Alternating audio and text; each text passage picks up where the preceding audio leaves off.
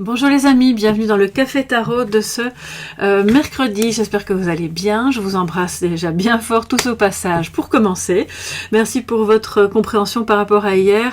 Je ne vais pas revenir sur ce qui a été dit dans l'onglet communauté pour les raisons pour lesquelles ça ne s'est pas fait. Enfin, ça s'est fait, mais j'ai pas pu le mettre en ligne vu que le son était irrécupérable. Mais je vais garder les mêmes jeux que j'avais utilisés hier, qui sont des jeux d'Halloween. Mais vous savez que je n'aime pas tout ce qui est violent, enfin sanguinolent, etc. Donc ce sont des jeux gentils, hein. Il n'y a pas, voilà, c'est rien de horrible, mais ce sont des jeux que je ne peux utiliser que cette semaine-ci, sinon le restant de l'année on ne les utilise pas. Alors les amis, installez-vous, mettez-vous à l'aise, c'est le moment. J'arrive un peu plus tard parce que chez moi il y a eu des pluies diluviennes. Je ne sais pas comment c'est dans votre région. Ici en Andalousie, hier c'était littéralement, oui, il y a eu des grêlons énormes, il y a eu de la tempête, de l'orage, des pluies qui ont provoqué des éboulements. Enfin, bref, c'était des joyeusetés. Alors ma maison est épargnée, mais il y a beaucoup de choses qui se sont envolées, donc c'est pour ça que j'ai perdu un peu de temps, parce qu'il a fallu rattraper le retard dans le travail, plus s'occuper de tout ce qui s'était envolé. Bref, voilà, nous voilà, il n'y a pas de dégâts en soi, et mes enfants passaient leur journée d'école les pieds dans l'eau, parce que ici, rien n'est conçu pour la pluie en fait, hein. Tout est très mal isolé, ce sont les pays du Sud, quoi, donc voilà, nous voilà après toutes ces petites péripéties, et le bureau, je pense, est purifié maintenant, donc on est bon. On peut se mettre en route pour les énergies, parce que j'ai été visitée hier, hein, clairement par des énergies un peu contraires qui n'étaient pas d'accord que je dise qu'il fallait rester dans la lumière. Eh bien, moi je dis que si, hein, on reste dans la lumière, on n'appelle pas l'horreur, on n'appelle pas la négativité qui peut attirer les entités. Donc surtout dans cette période-ci où le voile entre le monde des vivants et le monde des défunts est très, il s'amincit, donc on fait vraiment attention à être dans la lumière. Alors les amis, qu'en est-il pour cette journée du 29 octobre? Je suis très contente vraiment d'être là, de vous retrouver, que le micro fonctionne. Alors, en positif, nous avons l'empereur avec notre ami Frankenstein. Nous avons en positif, donc ça c'est vraiment très bien. En négatif, nous avons la reine de fantômes. Alors les fantômes dans ce jeu, ce sont les coupes. Donc je vais mettre ça là, on garde un peu de place. Je pense que ce serait bien que vous puissiez les voir, parce que ce sont quand même des cartes. Bon, c'est mignon, hein, c'est rigolo, c'est pas du tout rien d'horrible. Notre ami l'empereur en positif nous dit qu'il y a une relation qui s'améliore avec un homme. Bon, là, il n'a pas l'air bien, hein. On va essayer de ne pas se laisser imprégner par l'énergie du personnage. Mais il va mieux, il y a de la confiance qui revient aussi en vous, peut-être pour développer un projet, ou dans vos relations, ou avec le père de vos enfants, parce que je rappelle que c'est quand même l'archétype du papa. Ça peut être aussi des problèmes que vous aviez avec votre propre père qui sont en voie de résolution. Donc ça c'est vraiment très bien. Et si vous êtes en contact avec un homme qui par exemple avait des soucis ou des tracas avec ses enfants, eh bien on voit que cet homme-là est occupé à... Et si c'est vous, monsieur, qui regardez, que justement vous aviez des questions, des inquiétudes par rapport à vos enfants, ou par rapport au lien que vous avez avec vos enfants, eh bien ça s'arrange. Donc ça c'est vraiment très bien. Contrairement à ce qu'on voit sur l'image, il n'a pas l'air en forme, il est enfermé, mais en fait ça va très bien, d'accord? Ensuite, on a la reine de fantôme, donc la reine de coupe, qui est en négatif. C'est-à-dire, elle est... alors, soit c'est une femme dans votre entourage qui aujourd'hui pourrait manquer de compassion, qui serait un petit peu froide, ou alors à l'inverse, ça part dans les tours et elle fait, comme on dit vulgairement, sa drama queen, parce que tout est un drame, rien ne va, la moindre petite étincelle devient vraiment la pire étape de sa vie, et là, voilà, c'est peut-être juste un état émotionnel de cette personne, et c'est de passage, et c'est pas grave, c'est une énergie quotidienne, hein, donc c'est pas quelque chose qui est ancré. Elle a peut-être une tendance dans sa personnalité à se comporter comme ça, mais c'est pas forcément, elle n'est pas comme ça. Pour moi, c'est plus un comportement passager. Ça peut être le vôtre aussi. Aujourd'hui, vous avez l'impression que tout est un monde, que c'est compliqué, ou vous pouvez vous sentir un petit peu facilement attaqué ou au bord des larmes, et donc à ne pas bien pouvoir gérer vos émotions. Donc le défi aujourd'hui, c'est de revenir au calme, déjà à la compassion envers vous-même, ou si c'est cette personne qui se comporte comme ça, à la compassion envers cette personne qui, normalement, elle ne le fait pas exprès, hein, et puis elle a peut-être ses raisons à elle. Alors, il y a mon chat qui appelle, mais là, je ne peux vraiment pas lui ouvrir parce que il y a eu tellement de bazar avec le vent que si j'ouvre la porte, ça va de nouveau... Bon, il va attendre 5-10 minutes, c'est pas grave. Et donc, aujourd'hui, on met de l'amour, on met de la compassion, on met du calme, et si c'est quelqu'un au travail qui part un peu dans les tours, on va pas... voilà, on laisse couler. Hein. Moi, je vous dis souvent, je pense que c'est la meilleure arme. Ça veut pas dire qu'on est passif, mais quand c'est passager, surtout si c'est quelqu'un...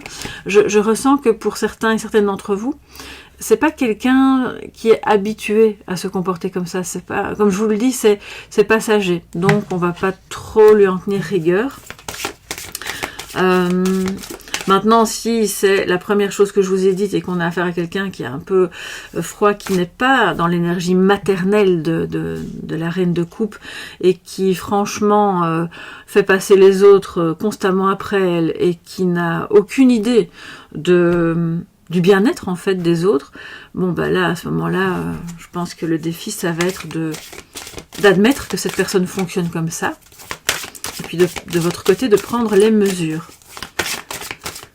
Ça peut aussi vouloir dire qu'on a quelqu'un ici malheureux en amour, une femme qui est malheureuse en amour.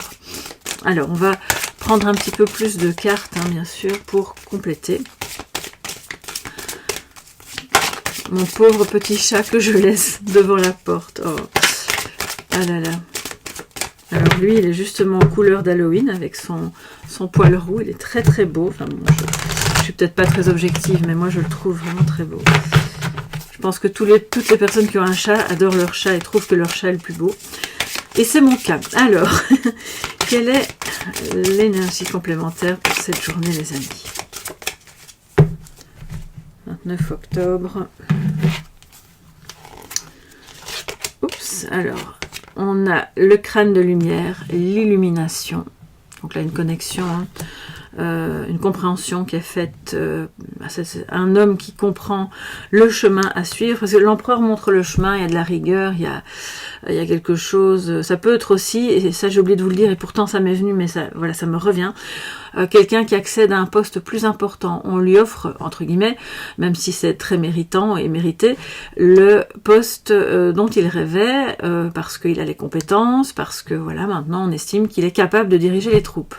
Donc ça c'est évidemment une très belle énergie juste en dessous de l'empereur, qui comprend plein de choses, qui évalue, qui a aussi la conscience du cœur, hein, c'est un alignement. Alors, en dessous de la reine de fantômes, nous avons la dame de la mort, acceptation et égalité. Très belle carte, ça me fait vraiment penser à l'art mexicain. D'ailleurs, je pense que, oui, c'est un peu, enfin, c'est pas le Santa Muerte, mais c'est un petit peu inspiré tout de même. Hein. Et on va prendre une troisième carte, la pomme, risque et récompense. Ok, donc aujourd'hui, les amis, toutes les prises de risque, enfin, je vous dis pas d'aller rouler à 250 à l'heure sur l'autoroute, ni d'aller vider tous vos comptes en banque pour vous faire le projet de votre vie aujourd'hui, mais les risques, vous savez, mesurés, hein, comme l'empereur le fait, les risques calculés, sont importants parce que ce sont ces risques-là qui vous permettent de vivre de nouvelles aventures, d'apprendre des choses, de rencontrer des nouvelles personnes, d'être aussi plus dans l'apaisement et dans l'amour par rapport à vous-même et par rapport aux autres. On voit que ces risques mènent à une récompense. Donc, c'est-à-dire, comme on sort de sa zone de confort, on obtient des résultats qui, s'ils ne sont pas tout de suite matériels, vont être aussi émotionnels. Parce qu'il y a tout de même aussi une sorte de contentement, de fierté d'avoir osé franchir ce cap. Alors, l'acceptation et égalité, ça veut dire qu'effectivement, aujourd'hui, vous allez être face à quelqu'un, je pense sincèrement, qui a une femme, hein, qui a des comportements, voilà, ça vous plaît pas toujours, ça peut être quelqu'un de la famille comme quelqu'un au travail, une amie ou quoi, mais c'est de se dire, elle elle est comme elle est, voilà. Elle a elle-même ses phases où il y a des choses qui changent en elle, hein. L'acceptation, la Dame de la Mort, ça parle d'une transformation. Et donc, la prise de conscience se fait aussi à ce niveau-là. C'est ce qui permet de se dire, ok, surtout si c'est au travail, j'entends que s'il y a une collaboration, puis tout à coup vous vous dites, mais je suis en train de collaborer avec une personne qui a des drôles de comportements ou qui voit les choses d'une manière un petit peu extrême, ou est-ce que je suis sûre d'aller dans le bon sens?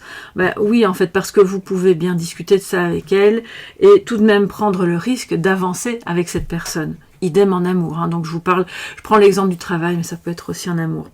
Et donc aujourd'hui, pour moi, il y a une équité qui se fait, une égalité à ce niveau-là, parce que on se rend compte que chacun on a nos réactions, nos qualités, nos défauts, etc.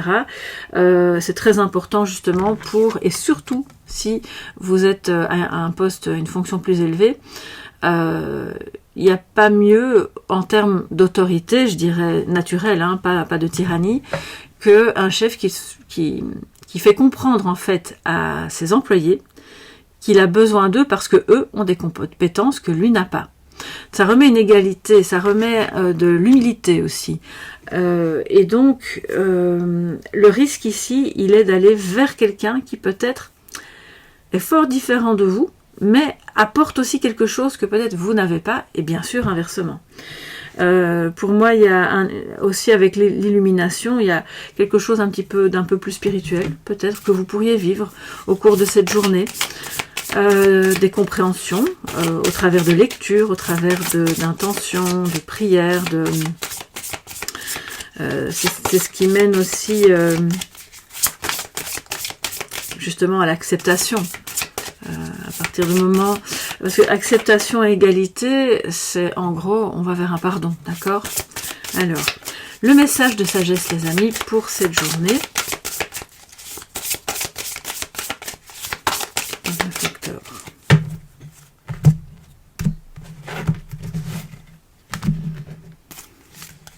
Et donc, nous avons la carte numéro 7. Alors là, ici, on n'a pas spécialement de texte ni d'image très parlante. Donc pour moi, c'est surtout intuitif, hein. Je vois comme s'il était drapé. Vous voyez? Regardez là parce que vous aurez vos propres ressentis, bien entendu. Il est drapé, il est à moitié caché, il est occupé à se découvrir, il montre certaines parties de lui-même. C'est le message de sagesse, bien sûr. De ne pas tout dévoiler non plus en une fois, surtout s'il s'agit d'un projet, ça je ne le dirai jamais assez. Gardez un maximum pour vous vos projets qui sont encore on va dire en potentiel, parce que bon, c'est pas de la paranoïa, mais vous savez, la jalousie, c'est très destructeur. Et donc, tant que vous n'avez pas, c'est une question de mauvais œil. Voilà, gardez les choses pour vous, ou seulement une personne vraiment de confiance totale.